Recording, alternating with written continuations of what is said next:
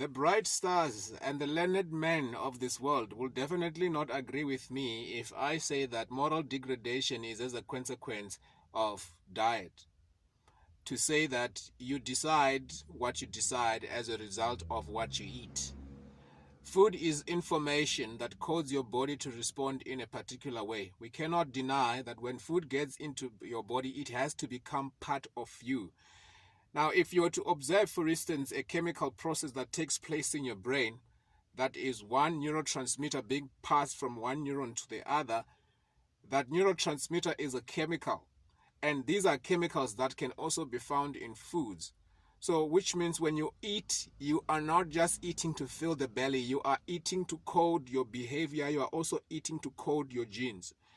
So, most people that are learned in the field of nutrition do not really consider this, that food is power, number one, and food is information, and food is medicine.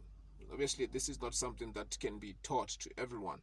So am I saying that what's in your plate determines what you choose? Definitely.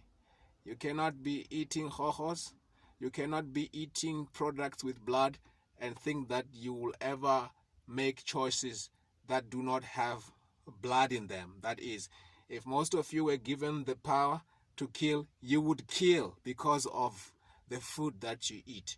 So, yeah, I'm not saying because of I try to eat plants as much as possible, then I'm just hating on everyone that eats things with blood. No, I'm just saying that your plate determines how you choose. And that if you eat hojos, you will think hojos. So there is no secret there.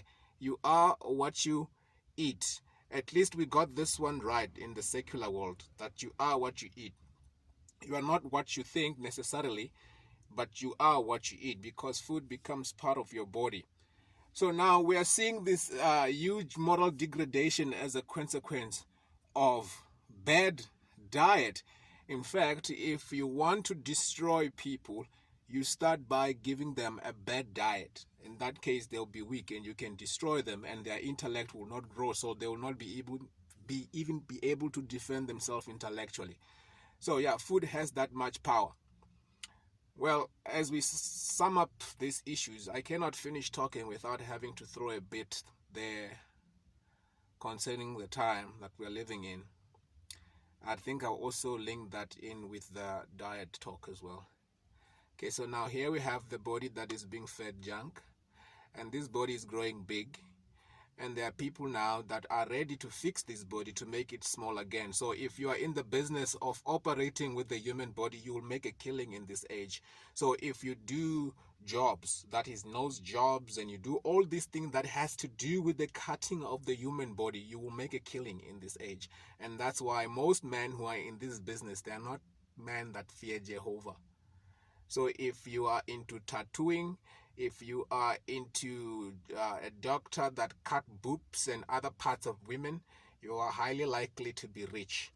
And if you're a sodomite as well, it's highly likely that you are rich, because that is like surgery, man. That's like surgery, seriously. I mean, like having to leave the natural use of a woman, to use Bible term that we may not air, and lasting over another man and penetrating him from behind is really like surgery.